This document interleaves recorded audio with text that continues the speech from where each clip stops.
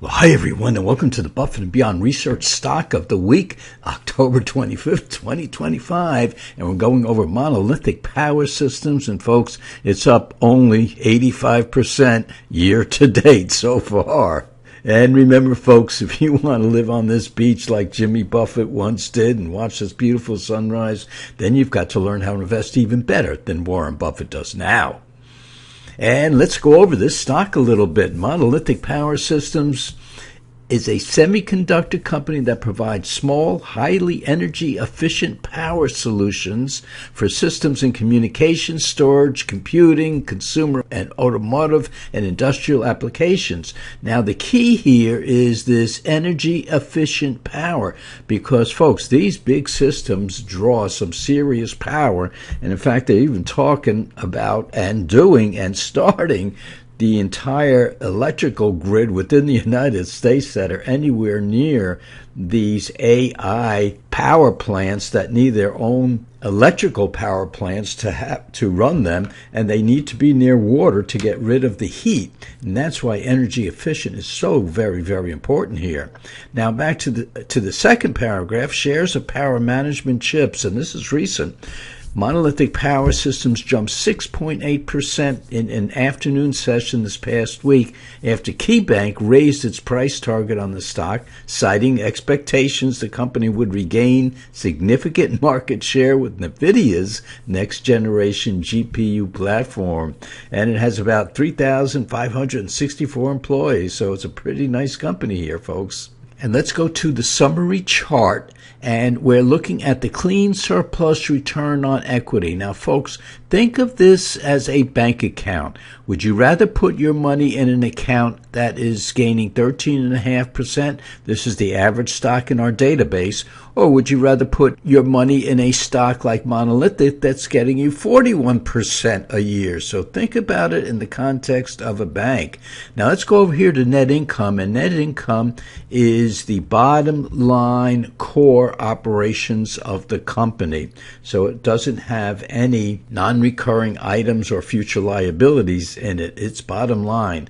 And you're looking at almost double that of the average stock out there. Again, the blue is the average stock in our database, and it's a pretty strong database.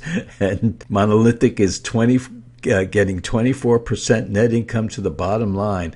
Now, revenue, you know, a company's got to bring in revenue in order to bring it to this bottom line. And Monolithic is bringing in 17.4% versus the average stock of 7.1%. So looking at 2.5 times the average revenue of the average stock.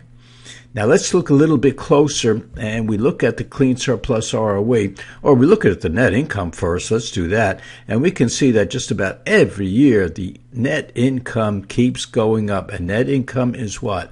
It is the earnings, but the core earnings of a company, which is what we use to compare one company to another. So net income going up every year. And here's the clean surplus ROE. Now remember, we use a book value or owner's equity that is special to clean surplus alone. So the clean surplus ROE, we like to see a stock that has about a 20% clean surplus ROE to get into our growth portfolio, because the average stock has a clean surplus ROE of about 13.5%. So we're looking at almost 3 times that of the average stock in the clean surplus ROE, certainly above our threshold of 20%. Now, retention rate, this is the amount of money the company is making that it puts back into itself in order to grow. We like to see 100%, but retention rate of almost 70% is pretty good because this company's making money, folks, and it's reflected in the stock. Up 85% year to date already.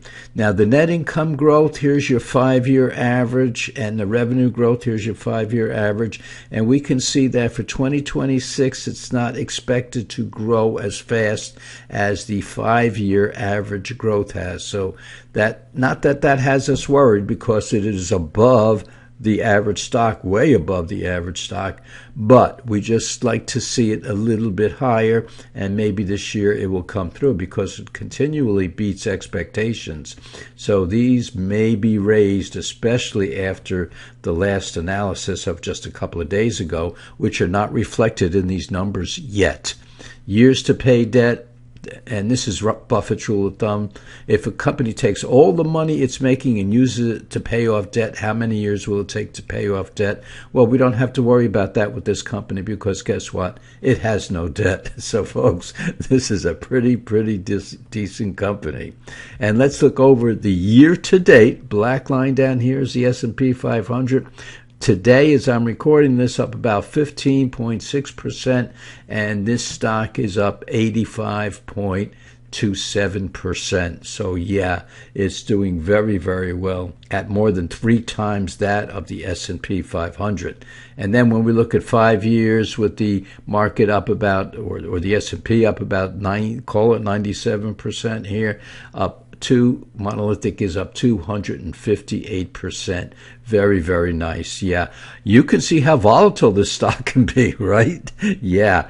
When it misses, or when this is the beginning of the year and the end of last year and the beginning of this year, when the tariffs started being touted. And so this stock really hit the skids because they didn't know about the semiconductors. Will they be able to be exported? Will they be able to import the things they need to make their semiconductors, the rare earths and things like that? Yeah, well, all of that came to a head here, and this stock really dropped. But boy, oh boy, look, it rose, and it's at new highs as I'm recording this very day. So, yeah, we definitely like this stock. It will remain in our portfolio for 2026 because it's doing very nice. So, folks, we had a pretty good week this week, and the market is hitting new highs as I'm recording this. So remember, if you want to live on this beach like Jimmy Buffett once did, you've got to learn how to invest even better than Warren Buffett. So, folks, go out, be with your family, forget about the market. It'll be here next week. You take your mind off things. Maybe have Sunday dinner with your family. Anyway, be safe out there, and we'll be right back here in a couple of days.